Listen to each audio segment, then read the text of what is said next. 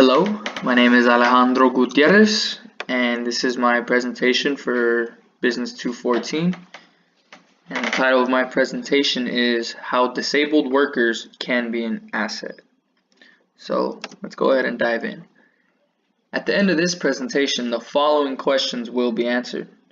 What is employment discrimination? How can disabled workers become an asset for a company? Is it against the law to not hire disabled individuals? And finally, how can businesses begin to branch out to disabled individuals? So to begin, what is employment discrimination? Well, according to dictionary.com, discrimination is, and quote, the unjust or prejudicial treatment of different categories of people or things, especially on the grounds of race, age, or sex. Synonyms of discrimination are bias, prejudice, unfairness, and inequity. Now, what exactly is employment discrimination? It's simply a term I came up with myself to describe a lot of discrimination that disabled people feel and deal with on a day-to-day basis. And it's mainly due to because of the way our country and society views disabled individuals. People with disabilities are only viewed as a medical issue, not a socio-cultural one. Therefore, it has a whole different image than what it actually is, because it's way deeper than just a medical condition. These are people's lives, they're human beings, and a lot of them have a lot to offer. The opportunity for a disabled person to work is a lot slimmer than a non-disabled person. It is employer engagement that will determine the outcome of this group within a strong market, as well as excellent training provided with reasonable accommodation. Reasonable accommodation is simply just a big word to help disabled individuals have equal training when compared to a non-disabled individual. So those are some of the ways that disabled employees can be discriminated. Next question, how can disabled workers be an asset for a business?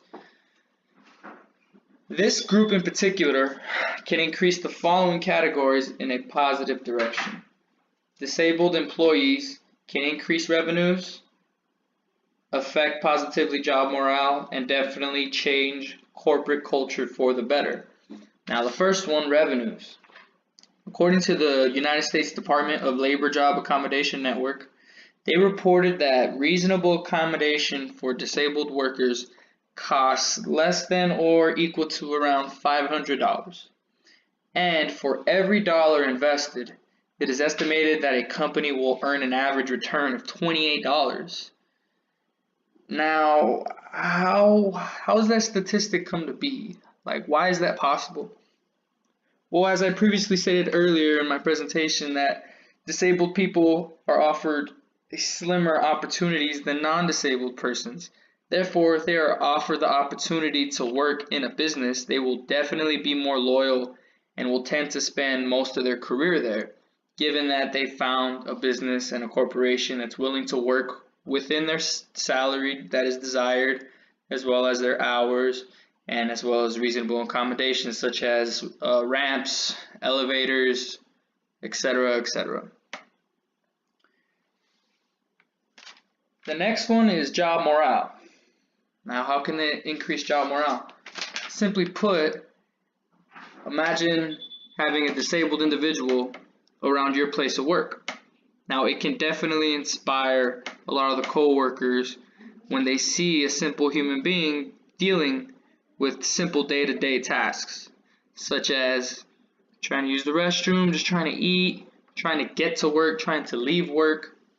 It is definitely consumes more time and energy for a disabled employee than it would for a non-disabled employee. Now, let's flip the script. Let's say you are a disabled employee and you're going about your day and you're trying to do your job the best you can. The way you approach non-disabled employees will be just the same as you would want someone to approach you, like a human being who is trying to do his job the right way. This can definitely change the way non-disabled people think. And lastly, corporate culture. Now, a versatile business usually has versatile employees, which will lead to versatile skill set. Most successful businesses are able to pick at different minds from different backgrounds, different ethnicities, with different beliefs, and get the most out of each. This also provides a new market for new individuals, in this case disabled individuals, and will be an example of a business or corporation providing equal opportunities to all. This is the definition of the American dream, given that no matter your circumstances, you can achieve your goal if you put your heart and soul into it. Is it against the law to not hire disabled individuals? Well, it is definitely against the law to discriminate against disabled individuals.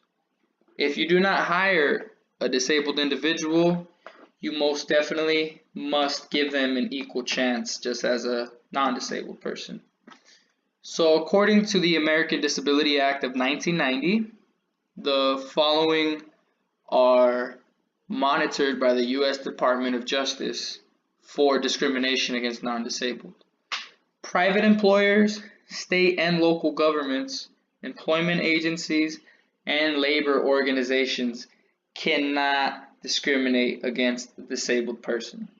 Now, being a disabled person, you must have some form of mental or physical condition in which it restricts you from having simple day-to-day tasks, like I stated earlier, such as eating, using the restroom, having a conversation, being able to take the stairs, etc., etc. How can businesses begin to branch out to disabled individuals? Well, a large number of disabled individuals with bachelors are unemployed.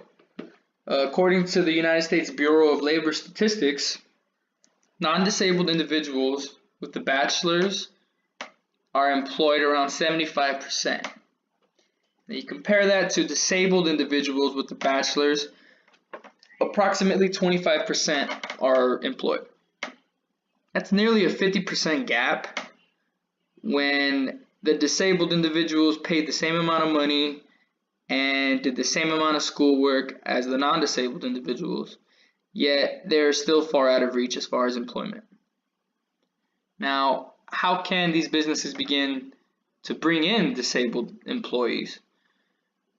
Popular businesses for employment of disabled individuals can offer scholarships. If you are a part of a multi-million-dollar catering company and you already have a history of hiring disabled individuals, why not invest some of your revenue in which you can get in contact with private corporations that help teach for these disabled individuals, or talk to private schools that deal with disabled students and such, in which you can offer them an opportunity to create a pipeline to your business. Now, what does that mean, to create a pipeline of future workers? Essentially, you invest your money into a school, let's say, that is teaching disabled students, and you give them information about your culinary school, the career plans you guys have, the benefits, salary, the kind of education they'll need, the kind of time it's going to need. And who knows, maybe you inspire a young soul in which he really wants to cook. That's his passion. You then create a pipeline from that school and from this group, disabled individuals in the United States, directly to your company and business, and you offer them scholarships and money to go to school so that they can get their education. But in retrospect, you get that money back once they start working for your business, because as previously stated, disabled individuals tend to be a lot more loyal and spend a lot more time sticking with one company that is willing to invest in them. So you will definitely make that money back. Lastly, here's some recommendations.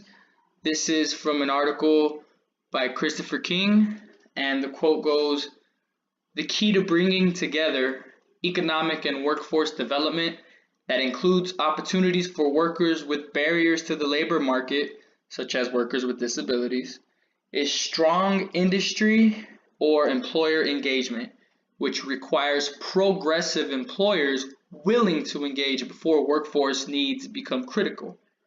What's also important are state, regional, and local workforce developers that are creative in their approaches and adept at translating information provided by business representatives into clear training outlines, proposals, and curricula that will lead to future-oriented training solutions for continuous industry feedback, refinement, and deployment. I understand that was definitely a mouthful, but there is a reason why I decided to make this entire quote a slide. This is a foundational information which I think can revolutionize the business corporation. Where businesses run into trouble is where they're in need of a workforce, so they automatically think they can just offer a bunch of jobs to disabled individuals and it'll settle itself out.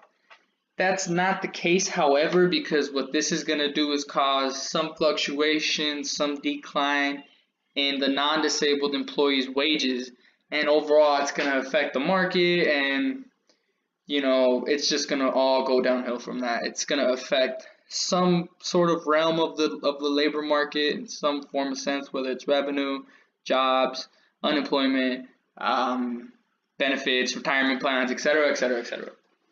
What's important is there's a plan. What's important is that, like stated, there's employer engagement. And this is going to actually cause these employers to look at their training for these disabled individuals. They're already going to have jobs lined up for the future. So future jobs, they're already planning on creating future jobs. They already know the group that's going to accommodate these jobs. This will blend in so perfect with the labor market. More jobs will be created. Economy will be booming. The business will get revenue. Everybody wins. This quote simply just goes into vivid detail onto how, including the state, regional, and local workforce developers, and how this can come to be in the future. However, it does require some future training, solutions, and industry feedback, etc. Well, I hope you guys like my presentation. This is concluding on how I feel disabled workers can help. Thank you.